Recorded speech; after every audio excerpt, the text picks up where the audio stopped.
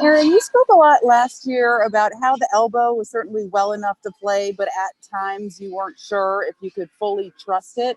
How different does that feel coming into this spring, and how different was the workout regimen knowing that you were closer to 100% healthy?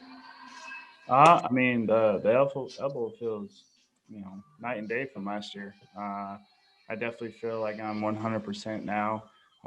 Just by the way I've been able to throw the bases and stuff like that. I feel like um, I'm able to throw a little bit more effort and a little bit more free as well. That's the biggest key for me to be able to throw a lot. You know. How how much does that put you at ease knowing that heading into this season that you don't have to worry? A lot, to be able to um, know that as soon as the season starts, I'll be ready to go and be able to throw at 100% and make the plays that I know I can play, that I can make, and that's key.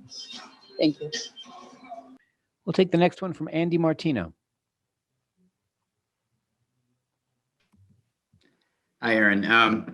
Just wondering, looking at your numbers last year, other than batting average, they were all as good, if not better, than your career average. How do you consider your offensive season last year? And also just wondering if generally, like, pitchers talk about how their first year back from Tommy John is just not the same. I'm wondering, not with throwing, but is there any way that it affects you as a hitter your first year back that would be easier this year? I mean, as far as talking about the Tommy John, I think extending my right arm left-handed is definitely what was a little bit make me a little nervous to make full swings, and swinging and missing was definitely a thing I was worried about early on, and kind of what would happen after that of hyperextending it. So I definitely protected it early on.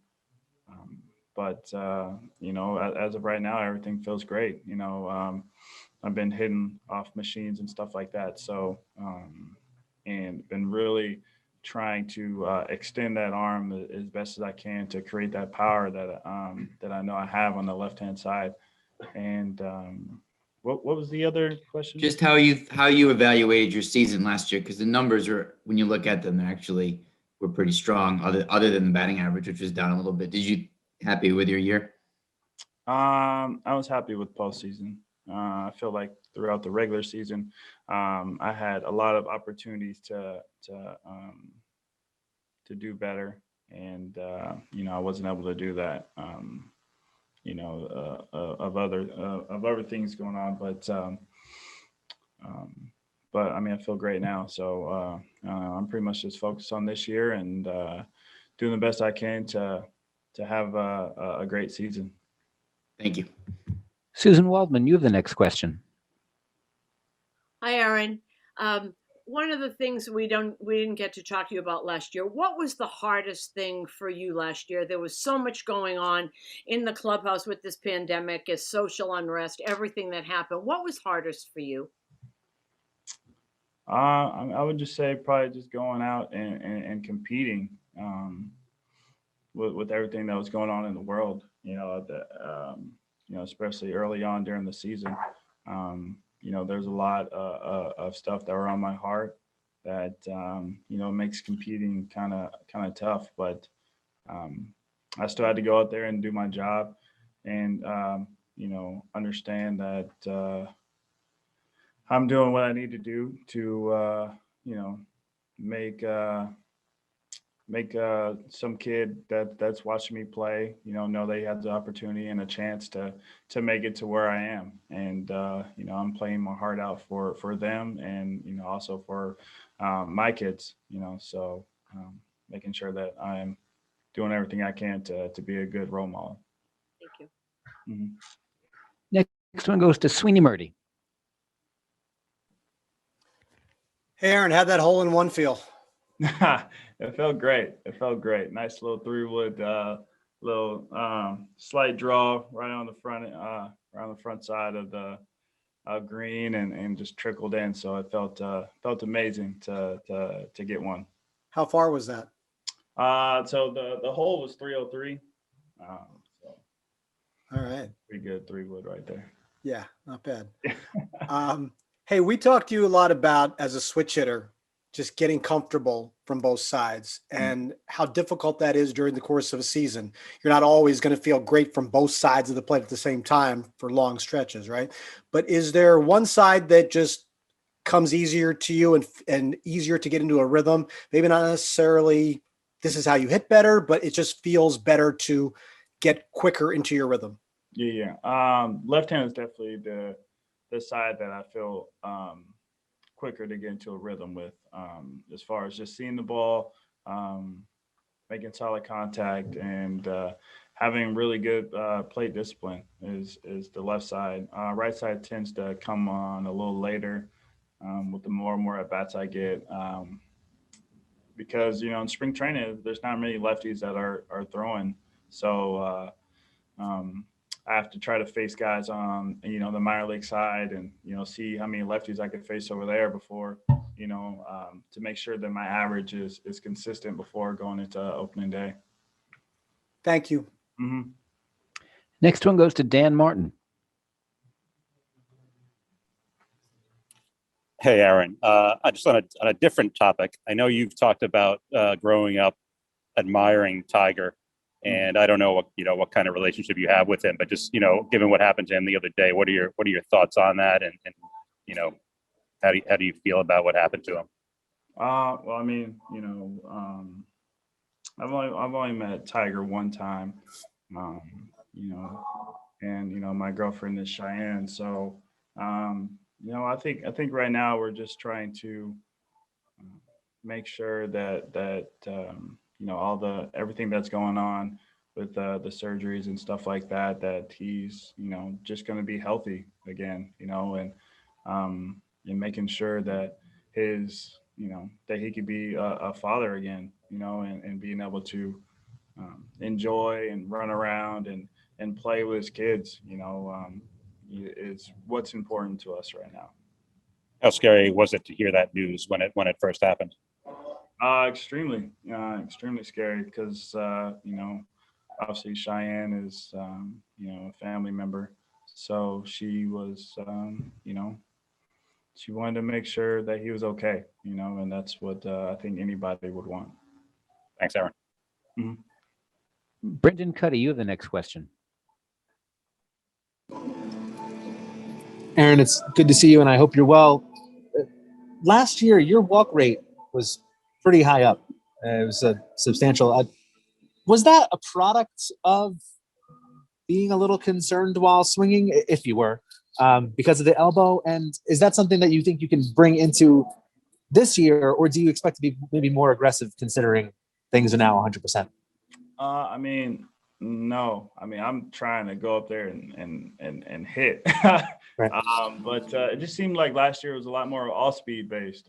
I just saw a lot more all speed, and it was kind of chase pitches, not so much pitches in the strike zone for me to kind of attack. So I don't know, and I don't know how to explain it, but like I just don't swing at balls, and it's a strength of mine, and it just so happened the way the season was going, the way guys were pitching, I was just on the side of getting walked a lot.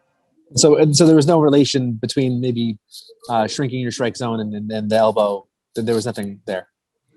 No, not really. I think I'm more for me it was about swinging left-handed was the deal with all that, and it wasn't on my mind about swinging and missing, or just making sure that I was making solid contact. Thank you. We'll take the last two questions from Bob Clappish and Bruce Beck. We'll start with Bob.